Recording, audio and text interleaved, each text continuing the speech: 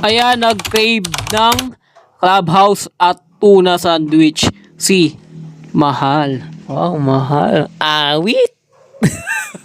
So ayan, dito tayo sa Sugar Cafe Pinugay sa shop ng kapatid ko na talaga namang namin to favorite kasi masasarap ng mga pagkain nila dito. Syempre pati yung mga drinks, no.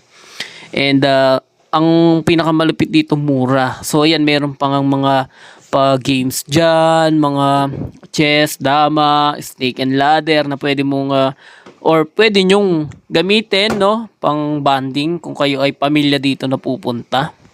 At meron pa dyan mga sungka.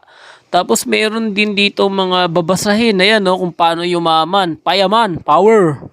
Ayan, napakaganda ng place and syempre malamig